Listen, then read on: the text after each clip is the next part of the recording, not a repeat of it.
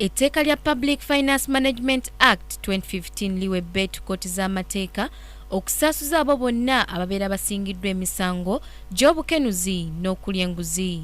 Kalisoliso wa Gavumenti Irene Mulyagonja alabudde abo bonna abeenyigira mu muze gw'okulya enguzi n'okubulankanya ebyobugagga bya gavumenti nti ku luno tebalinayo bayinza kuddukira kubanga etteeka eryo lyakuteekebwa mu nkola.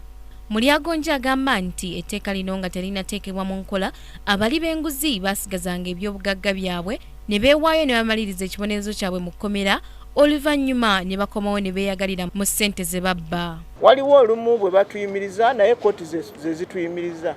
Ate kye tulina okukola nga batuyimiriza era kwe kugenda mu maaso ne kkooti ezo ne twesimbawo ne tugaa nti si kituufu kkooti kutuyimiriza nga tunoonyereza era emisango gye giri mu kkooti gikyagenda mu maaso. Kalisoliso wa gavumenti era akattiriza nti buli muntu yenna anaabeeranga n'obuvunaanyizibwa ku byobugagga bya gavumenti kimukakatako okwanjula ebyobugagga bye era n'okusigala ng'alondoolwa okulaba nti teyeddiza ssente za muli wa musolo nga yeegaggawaza. We are going to make more efforts to recover monies that have been stolen by the corrupt.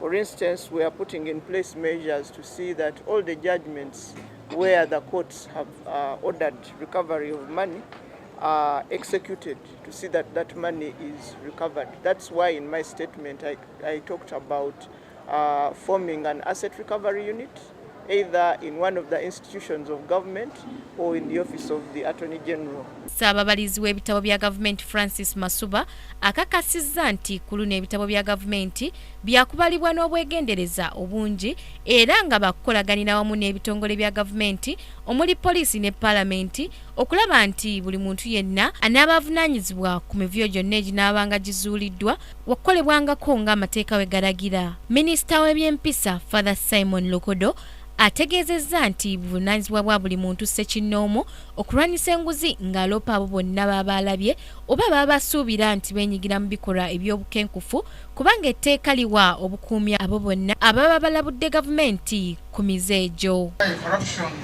is around and may continue to linger around is because of non-patriotic spirit of citizens of this country, because of the vice of apathy, watching at things happen and doing nothing about it.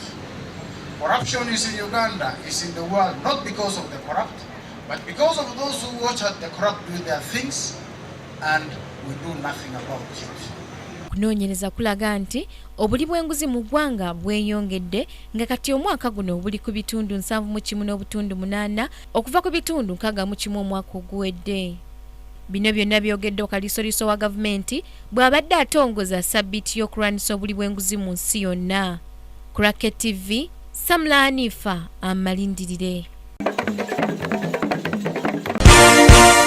This is Kingdom TV.